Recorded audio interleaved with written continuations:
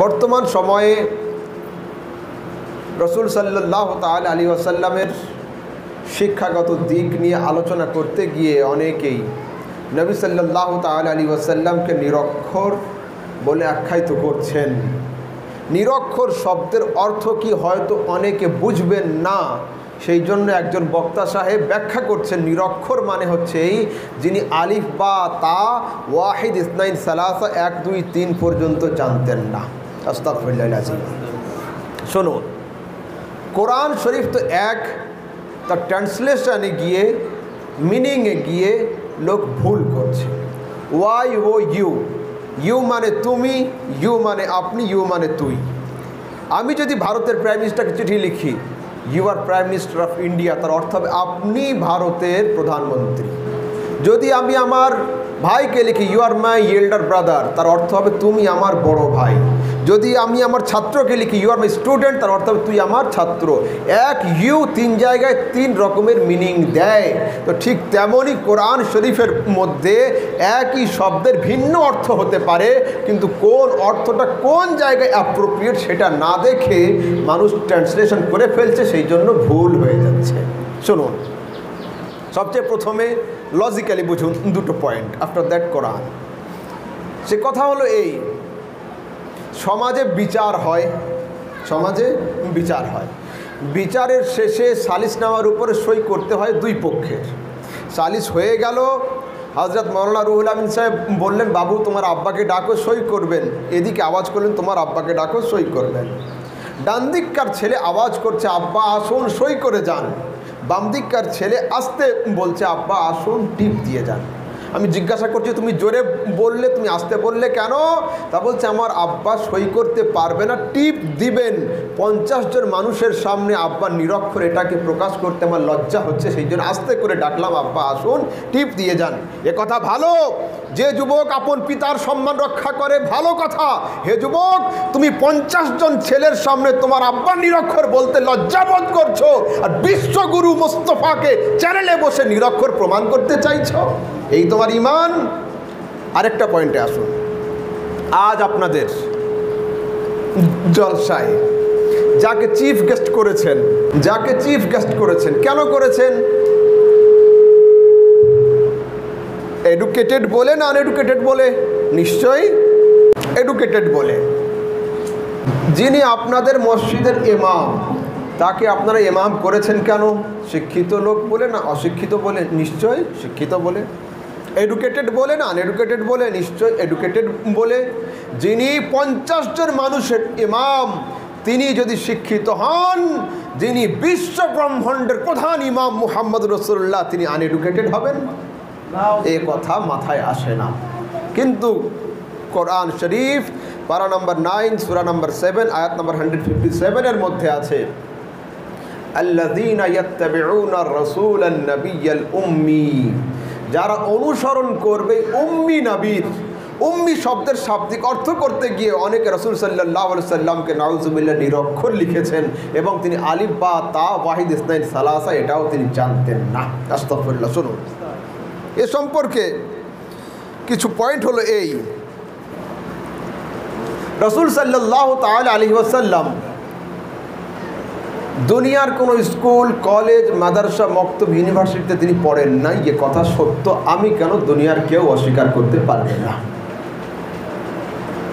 জিবরাইল আলাইহিস সালাম যখন পাহাড়ের গুহাতে এসে প্রথমবার রাসূল সাল্লাল্লাহু আলাইহি সাল্লামকে বলেছিলেন ইকরা, নবী পড়ো, এই কথার উত্তরে রাসূল বলেছিলেন মা আনা বিকারিন, আমি পঠনকারী নয়।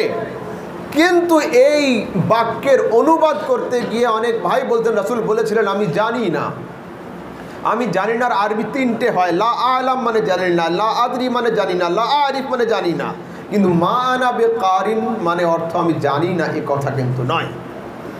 দ্বিতীয়বারে জিবরাইল আলাইহিস সালাম আবার বলছেন ইকরা, নবী পড়ো, রাসূল একই উত্তর দিচ্ছেন মা আনা বিকারিন। তৃতীয়বারে জিবরাইল আলাইহিস সালাম বলছেন ইকরা বিইসমি রাব্বিকাল্লাযী খালাক, তুমি তোমার সৃষ্টিকর্তার নামে পড়ো। রাসূল সাল্লাল্লাহু আলাইহি ওয়াসাল্লাম পড়া আরম্ভ করেছিলেন। প্রশ্ন হলো এই প্রথম 2 বার জিবরাইল আলাইহিস সালাম বললেন, নবী পড়লেন না কেন? মন দিয়ে শুনুন। একটা ছেলে 10-12 বছরের বাইরে খেলা করছে, বাড়ির বাইরে। ওর বড় ভাই বাড়ি থেকে বের হয়েছে মোটরসাইকেল নিয়ে, বলছে বাবু বাড়ি যাও। ছেলে বলছে যাবো না। বলছে ছোট ভাই বাড়ি যাও, এ বলছে যাবো না। তখন বড় ভাই বলছেন আব্বা ডাকছেন বাড়ি যাও। এই ছেলেটা খেলা ছেড়ে দিয়ে দৌড় দিয়েছে। প্রথম 2 বারে এই ছেলে বড় ভাইয়ের কথা শুনলো না। কেন? এই ছেলে জানছে বড় ভাই বন্ধুর মতো ওর কথা মানলে কি না মানলে কি। কিন্তু 3য় বার যখন আসল রহস্য প্রকাশ করেছে আমি নয় আব্বা ডাকছেন বাড়ি যাও, তখন এই ছেলে কিন্তু খেলা ছেড়ে দিয়ে দৌড় দিয়েছে। তো প্রথম 2 বার জিবরাইল আলাইহিস সালাম আল্লাহ তাবারক ওয়া তাআলার নামকে প্রকাশ না করে নিজে বলছিলেন ইকরা, নবী পড়ো। আর আমার মুস্তাফা নিজের পাওয়ার দেখাচ্ছিলেন, আয় জিবরিল আমি তোর কথায় চলি না, তুই আমার দরবারের খেদমত করে থাকিস। সুবহানাল্লাহ। আবার জিবরাইল আলাইহিস সালাম বলছেন ইকরা, নবী পড়ো। মুস্তাফা বলছেন মা নাবে কারিন, আমি পড়বো না। মানে কি? খাদেমের হুকুম কোনোদিন মাখদুমের উপরে চলে না। 3য় বারে জিবরাইল আলাইহিস সালাম রহস্য প্রকাশ করে বলছেন ইকরা বিসমি রাব্বিকাল্লাযী খালাক। এই মুস্তাফা আমার হুকুম নয়, তোমার কন্ট্রোলার মেন্ট্রোলার ক্রিয়েটর অলমাইটি আল্লাহর হুকুম পড়ো। আমার রাসূল নত শিরে নির্বিঘ্নে পড়তে আরম্ভ করে দিয়েছে। হলো, এইবার শুনুন রাসূল সাল্লাল্লাহু আলাইহি ওয়াসাল্লাম দুনিয়ার কোনো স্কুল কলেজে কেন পড়েন নাই? কারণ কি? বর্তমান যিনি ভারতের প্রাইম মিনিস্টার, ইনি কি অনেক বড় শিক্ষিত মানুষ? না। এর আগে যিনি ছিলেন ডক্টর মনমোহন সিং অনেক বড় শিক্ষিত মানুষ ছিলেন। উনি একদিন 15ই আগস্ট লালকেল্লাতে দাঁড়িয়ে বক্তব্য রাখছেন। এমন অবস্থায় ওনার প্রোগ্রামকে লাইভ টেলিকাস্টে দেখানো হচ্ছিল। ওনার যিনি গৃহশিক্ষক ছোটোবেলায় অঙ্ক করিয়েছিলেন, উনি তাড়াতাড়ি টেলিভিশনে ওনার ছবিকে দেখে ওনার নাতিগুলোকে ডাকছেন, বাবু দেখ এর নাম মনমোহন, ছোটোবেলায় আমার কাছে অঙ্ক করতে আসতো। a+b² সূত্র জিজ্ঞাসা করেছিলাম ছোটোবেলায়, তো a+b² a² + 2ab + b² বলতে ছোট মনমোহন ভুলে গিয়েছিল। আমি কান মোচলে দিয়ে থাপ্পড় দিয়েছিলাম। আজ আমার জন্য গৌরবের কথা যে আমারই ছাত্র ভারতের প্রাইম মিনিস্টার হয়েছে। এমত অবস্থায় ওনার আরও একজন গৃহশিক্ষক যিনি ছোটোবেলায় ইংলিশ পড়াতেন, উনি তাড়াতাড়ি নাতিগুলোকে ডাকছেন, বাবু দেখেন নাম মনমোহন সিং, ছোটোবেলায় ইন্টারন্যাশনাল অ্যাম্বিশন নেশন ফ্যাশন এই সমস্ত শক্ত শক্ত বানানগুলো আমি জিজ্ঞাসা করেছিলাম, ছোট মনমোহন বলতে পেরেছিল না, আমি তাকে নীল ডাউন করেছিলাম, একটা থাপ্পড়ও দিয়েছিলাম। আজ সেই মনমোহন সিং ভারতের উঁচু জায়গাতে দাঁড়িয়ে অনর্গল ইংলিশে বক্তব্য রাখছেন। কি বোঝা গেল? আপনি যত বড় শিক্ষক হন না কেন, আপনার উপরে শিক্ষক স্যার একজন থাকবেন। যত বড় প্রফেসর হন না কেন, প্রফেসর স্যার একজন থাকবেন। যত বড় হাফেজ সাহেব হন না কেন, একজন হাফেজ শিক্ষক থাকবেন। আল্লাহ পাক বলছেন, নবী যাও ইয়াতলু আলাইহিম আয়াতিনা ওয়া ইউযাক্কিমুল কিতাব ওয়াল হিকমা, জগৎবাসীকে গিয়ে কোরআন তেলাওয়াত করে করে শোনাও, জ্ঞান বিজ্ঞান দান করো। আর হে নবী, আমি তোমাকে জগতের কোনো স্কুল কলেজ মাদ্রাসা মক্তব ইউনিভার্সিটিতে এই জন্য পড়ার চান্স দিই নাই যে তুমি সবার মাস্টার হবে, তোমার মাস্টার যেন জগতে কেউ না হতে পারে।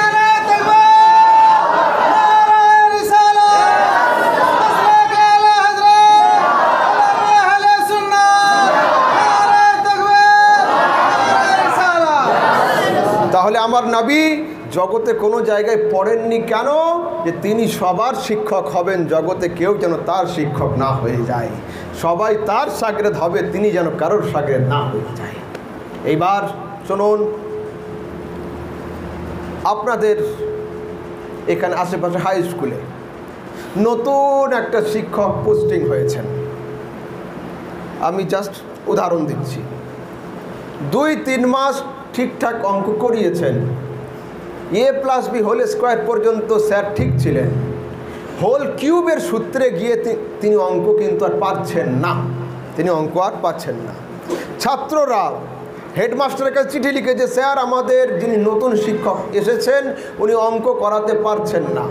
হেডমাস্টার সাহেব খবর নিয়ে নিয়ে দেখছেন যে উনি 8 পাস, চান্স পেয়েছেন উচ্চ মাধ্যমিক বিদ্যালয়ে, বাকি সার্টিফিকেটগুলো ভুয়ো বা জাল হলো। তো এইবার ওই মাস্টারের আশাতে যতটা দোষ না হবে, মাস্টারের চ্যান্সেলরের উপরে কেস করা হবে যে আপনি কত লক্ষ টাকা ঘুষ নিয়ে ভুয়ো সার্টিফিকেটের বলে উচ্চ মাধ্যমিক স্কুলে এমন লোককে আপনি চান্স দিয়েছেন। তবু জগৎবাসী, আপনার মাদ্রাসার চ্যান্সেলর কে? আমার নবীর চ্যান্সেলর কে? আপনার মাদ্রাসার চ্যান্সেলর মোল্লা, আমার নবীর চ্যান্সেলর স্বয়ং আল্লাহ। তো যদি নবী সাল্লাল্লাহু আলাইহি সাল্লামের পাণ্ডিত্যে কমই থেকে থাকে তো নবীর আশাতে দোষ হবে না। নবীকে যিনি সিলেকশন করেছেন খোদা, তার সিলেকশনে ভুল হবে। আর যে খোদার সিলেকশনে ভুল ধরবে at that moment out of ইসলাম হয়ে যাবে। খোদার কাজে কোনো সময় ভুল ধরা চলে না। এইবার থার্ড কথা হলো এই, হাই স্কুলের ছেলেরা হাই স্কুলে গিয়েছে লকডাউনের পরে। দুটো ছেলে গিয়ে হাই স্কুলের হেডমাস্টারের সামনে দাঁড়িয়ে আছে, প্রেয়ার লাইন হয়ে যাওয়ার পরেও তারা কিন্তু ক্লাসে যাচ্ছে না। হেডমাস্টার বলছেন, বাবু যাও তোমরা, সবাই তো ক্লাসে গেল, তোমরা ক্লাসে যাবে না কেন? এই দুইজন ছেলে বলছেন, স্যার আমরা আপনার সার্টিফিকেট কটা দেখব। মাধ্যমিকে কত পেয়েছিলেন, উচ্চ মাধ্যমিকের র্যাঙ্ক কত ছিল, গ্র্যাজুয়েশন কোন সালে পাস করেছেন, আমরা দুইজন ছেলে আজকের আপনার সার্টিফিকেট কটা দেখব, আগামী কাল থেকে ক্লাস করব। এই কথা বলে একবার দেখো। হেডমাস্টার সাহেব রুম থেকে কি নিয়ে আসবেন, ঘর থেকে কি নিয়ে আসবেন? নিজের সার্টিফিকেট নিয়ে আসবেন না, একটা সুন্দর কাগজ নিয়ে আসবেন। বাবু নাও পড়ো, কি লেখা থাকবে তাতে? হেডমাস্টার সাহেব নিজের সার্টিফিকেট নয়, ছেলেটার টিসি সার্টিফিকেট নিয়ে আসবেন। Get out from my school, you are not my student. বেরিয়ে যা আমার স্কুল থেকে, তুই আমার ছাত্র নয়। কেন? কোনো আদর্শ ছাত্রের স্পর্ধা হতে পারে না, আপন শিক্ষা গুরুর ডিগ্রি যাচাই করে। ঠিক তেমনি কোনো আদর্শ উম্মতির স্পর্ধা হতে পারে না, আপন ধর্মগুরু মুস্তাফার ডিগ্রি যাচাই করে। যদি কোনো ছাত্র আপন স্কুলের হেডমাস্টারের ডিগ্রি যাচাই করে, তাকে টিসি সার্টিফিকেট দেওয়া হয়। আর যদি কেউ ইসলাম বিশ্ববিদ্যালয়ের প্রিন্সিপাল মুহাম্মদ রাসূলুল্লাহ ডিগ্রি যাচাই করে, তাকে আউট অফ ইসলামের সার্টিফিকেট দিয়ে দেওয়া হয়, তাকে ইসলাম থেকে বের করে দেওয়া হয়। কেন? যে নবীর নাম না নিলে কলমা সম্পূর্ণ হয় না, যে নবীর নাম না নিলে আজান সম্পূর্ণ হয় না, যে নবীর নাম না নিলে নামাজ কমপ্লিট হয় না, যে নবীর তরিকা না নিলে বিবাহ কমপ্লিট হয় না, যে নবীর সুন্নাত না নিলে কবরে শোয়া কমপ্লিট হয় না, যে নবীর শাফাআতের হাত না উঠলে জান্নাতে যাওয়া কমপ্লিট হবে না। আপনি সেই নবীকে নিরক্ষর প্রমাণ করতে চাইছেন? আস্তাগফিরুল্লাহ আযীম। খবরদার, আপন তলোয়ার দ্বারা, আপন অস্ত্র দ্বারা আপন ঈমানকে জবাই করবেন না। ঈমানকে রিনিউ করুন, রাসূল সাল্লাল্লাহু তাআলা আলাইহি ওয়াসাল্লামের উপরে আকীদা সঠিক রাখুন। একবার দরুদ শরীফ পড়ুন, আল্লাহুম্মা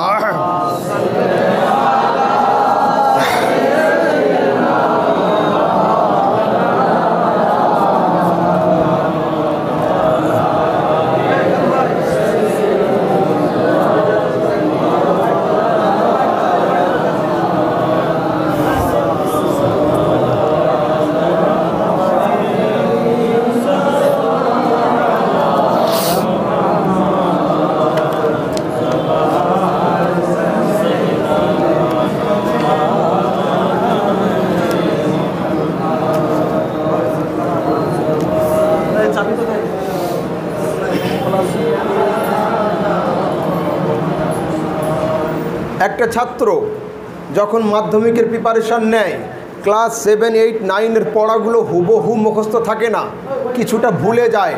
একজন ছেলে যখন উচ্চ মাধ্যমিকের প্রিপারেশান নেয়, মাধ্যমিকের পড়াগুলো হুবহু মুখস্থ থাকে না। যখন একটা ছেলে গ্র্যাজুয়েশনের প্রিপারেশান নেয়, উচ্চ মাধ্যমিকের সমস্ত পড়াগুলো হুবহু মুখস্থ রাখতে পারে না। সে আজ মুখস্থ করে, কাল ভুলে যায়, কাল মুখস্থ করবে, পরশু ভুলে যাবে। কিন্তু আল্লাহ তাবারক ওয়া তাআলা বলছেন, হে নবী সানুকরিউকা ফালা তানসা, আমি তোমাকে এমন পড়াবো তুমি কিয়ামতের সকাল পর্যন্ত তা ভুলতেই পারবে না। সরাসরি কোরআন। এইবার যদি কোনো ছাত্র শুধু পড়তে পারে, লিখতে না পারে, এ কি কমপ্লিট শাগরেদ হলো? এ কমপ্লিট স্টুডেন্ট না। লেখা পড়া, থিওরি প্লাস প্র্যাকটিক্যাল দুটো লাগবে, অন্যথায় হবে না। তো এখানে নবী সাল্লাল্লাহু আলাইহি ওয়াসাল্লামের পড়া তো পাওয়া গেল, তিনি প্র্যাকটিক্যাল কি জানতেন? আল্লাহ পাক বলছেন, হ্যাঁ আল্লাযী আল্লামা বিল কলম, আমি খোদা কলম দিয়ে নবীকে প্র্যাকটিক্যাল শিখিয়ে দিয়েছি।